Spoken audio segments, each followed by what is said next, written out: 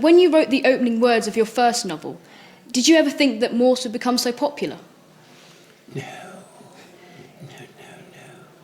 I thought, it was very nice to think. I've written one crime novel, but I think that was all I ever hoped for, really. There's an American girl, isn't there, Sue Grafton, and she writes A for alibi, and B for burglar, and C for cyanide, or whatever it is. And clearly she's thinking of what she's going to do when she gets to X and Y and Z, isn't she? But I never had that feeling at all. I just thought if I got through one, that when I'd written one and everybody said, well, he's trying, isn't he? He's trying his best, so they gave me a reasonable write-up.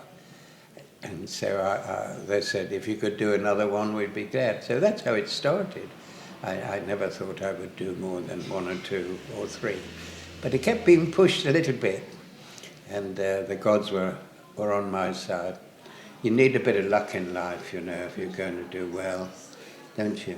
Luck plays a far bigger part in life than most of us are prepared to admit.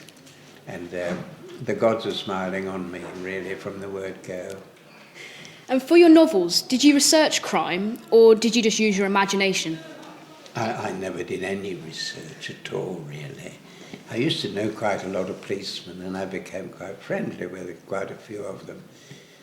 But I was never a researcher. I think only in one book did I go to the Thames Valley Police HQ, where Morse was a chief inspector, and talked to a man who'd been in charge of a particular crime in a book called The Way Through the Woods, where a young Swedish girl was murdered at the festival in Woodstock, the pop festival.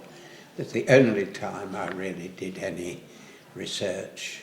And if I did know anything about what happened on the scene of a murder, it was because I pinched it from what other people wrote in their crime books.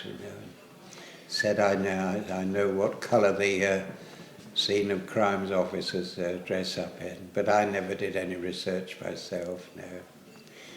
You have many similarities with the character Morse. Is there anyone you based your characters on?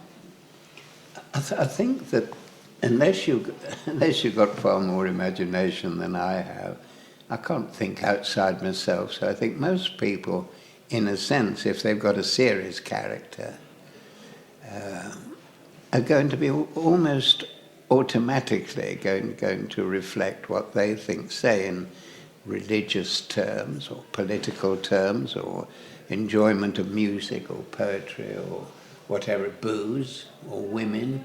I think it very much is from yourself. I think it has to be, because at least you know yourself.